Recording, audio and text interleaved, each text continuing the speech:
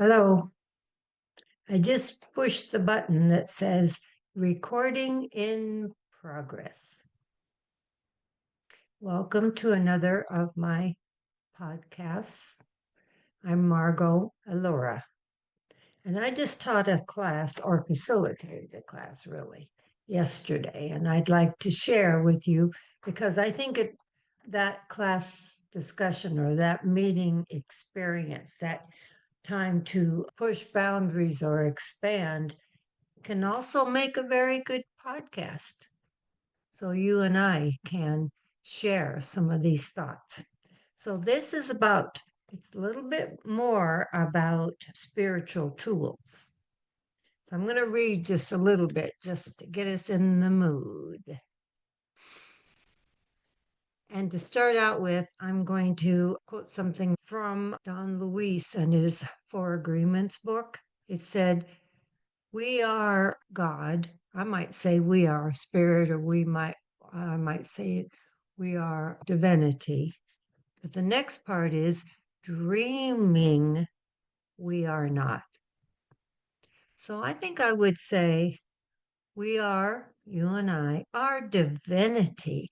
And because we have been progressing, because we have been throwing out some concepts that are pretty archaic and adopting to new ones, that I would say, and then sometimes we're dreaming that the divine isn't within us, dreaming that we're not divine or made of divine substance.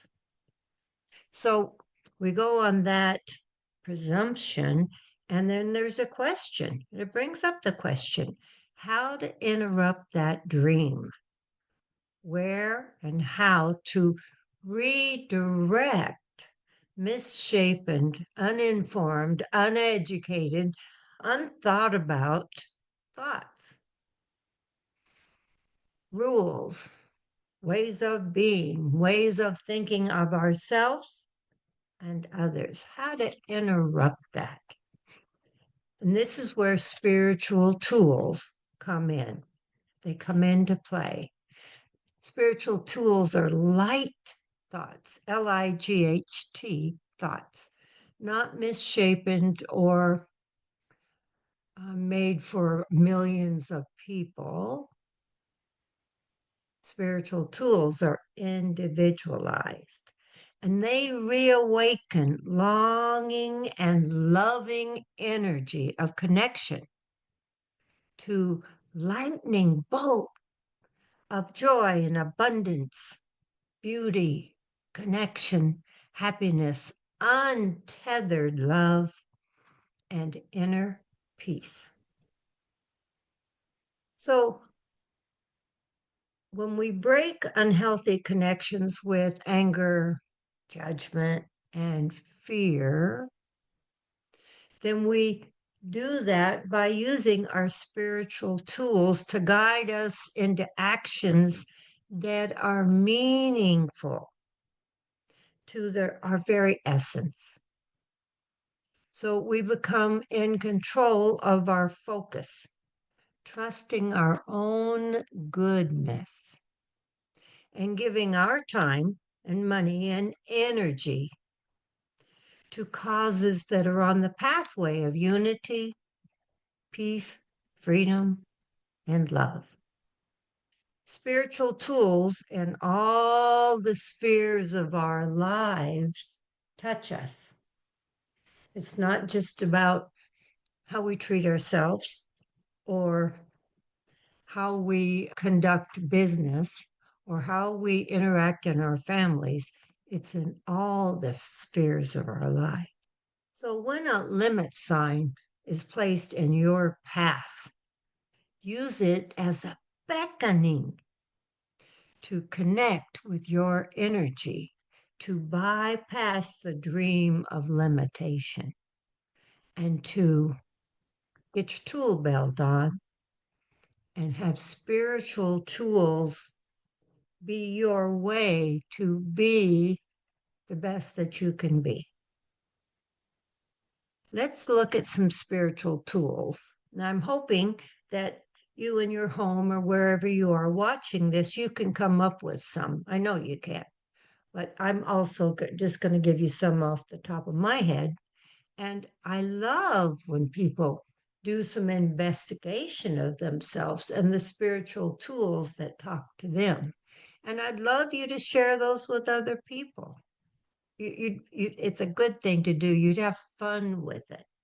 But spiritual tools are meditation and prayer and singing and chanting.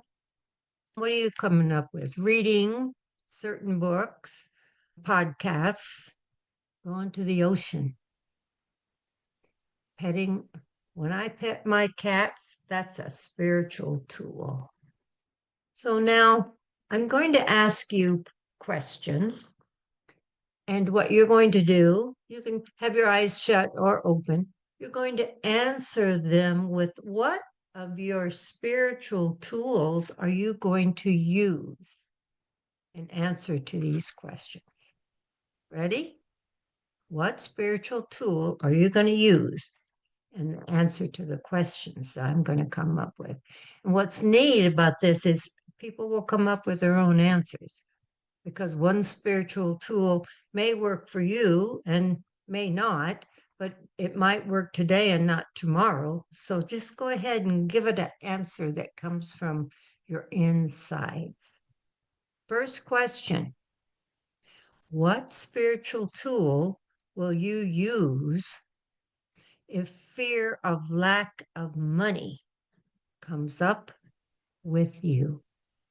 If I were you, I might write down a little bit of the question and definitely the answer. Number 2, what spiritual tool will you use if anger shows up? Maybe it's about politics or your boss or a family member or about yourself. Can you chant? Can you sing? Can you read one of your favorite authors? Can you garden? What spiritual tool will you use if anger comes into you or your vibration or your energy is angry? Try not to get into your head of, I wish I wasn't so angry so much, or I'm not going to let it. Try not to go there. Try to go to a tool from inside of you that you know works in a way that brings you into your own center, that brings you into the truth of who you are, which is not the same thing as saying owning my anger. And it's good to have an emotion. But in this case, look for the spiritual tool. Number 3, what spiritual tool will you use with judgment of others or yourself? Judgment is something that I've certainly found myself being judged and judging. And it's putting a bunch of screen doors in front of me in the world because then I have to go through, why am I in judgment? And then all the things which keep things outside of myself rather than staying inside and being with person to person or me to the world. So, what can you do to keep this judgment from getting into your head? What spiritual tool will get you into your heart? That doesn't discount the situation. What you want to do is not let the situation, things outside of yourself, control yourself. Wonderful thing to know. That's a brilliant statement there. Okay. What I know about spiritual tools is that then we can get into spiritual power. And that's not something that has been talked about very much. Power and spiritual just haven't been brought together as much as I believe they should be. There's an energy of love, and that's powerful. That there's an energy of joy, and that's powerful. So the energy that brings with it through spiritual tools is powerful. It's enlightening, it's expanding. It can be joyful. Sometimes it can be just rock your whole world. So I invite you, look for your spiritual tools, share them with others, and enjoy. Until I see you again. Blessings.